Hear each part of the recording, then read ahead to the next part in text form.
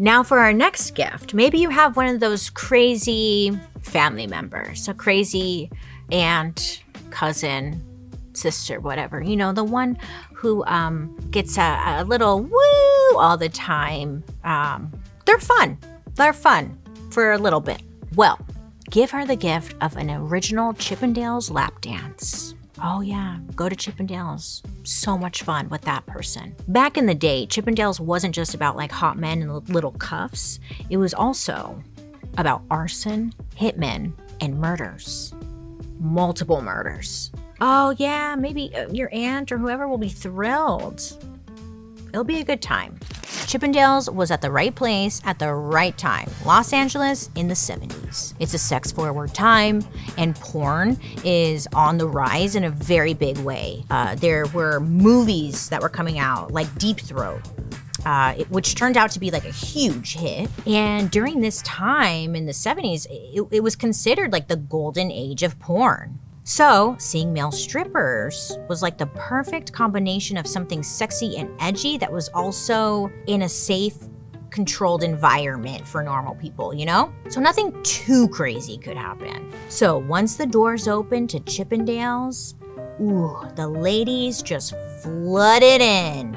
In the beginning, the dancers had costumes. They had a very distinct costume. They wear those little like wrist cuffs, the collar, the bow tie. It's classic. If you're watching on YouTube, Paul and Rob, their outfits were inspired by the classic Chippendales look.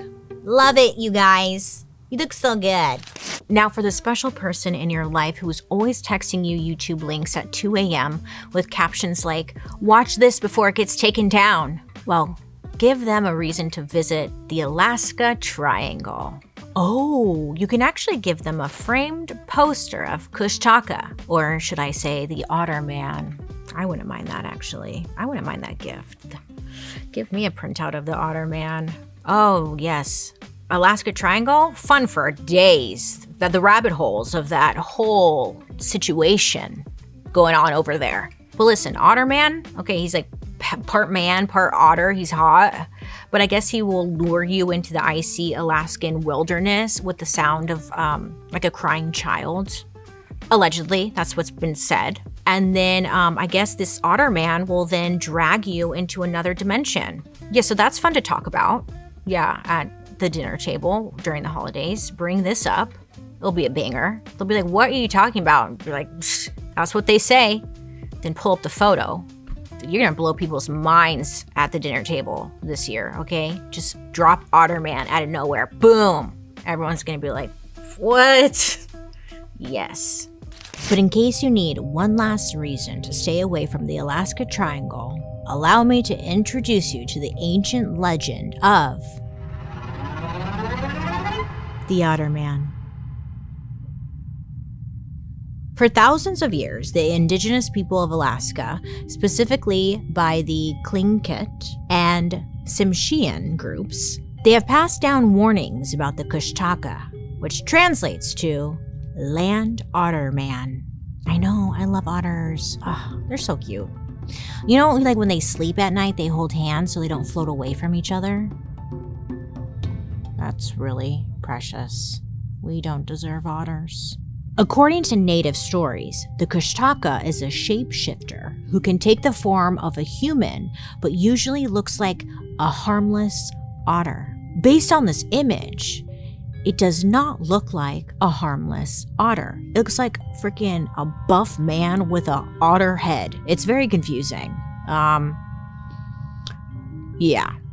You know on the cover of those romance novels where it's like a Fabio all buff and like the hair's blowing through the wind, he's holding the woman. It's kind of what this otter looks like. He's all buff and manly looking. He's got a thick ass neck.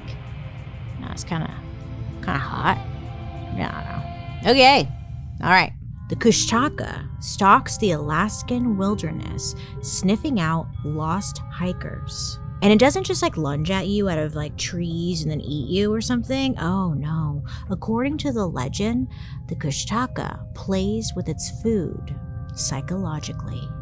Like an orca. They play with their food too. Yes, they do. Animals, huh? It'll shapeshift into your friend, your sister, a crying child, whatever it takes to like earn your trust. Then it leads you deeper into the woods. And that's when you either get ripped to shreds or you turn into a kushtaka yourself. Aliens. It's all going back to aliens, huh? Next up, we have a gift for someone that maybe you just don't like that much. You know, maybe you want to get rid of them a little bit. Maybe you wouldn't mind if they went away.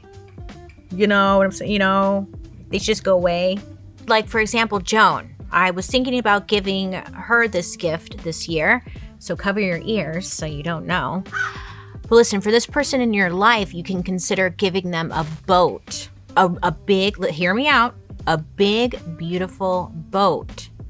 But listen, it's going to be built kind of janky and like duct taped together, and then it's going to sink. You didn't do it. The boat sank. I don't know. But listen, this isn't my idea.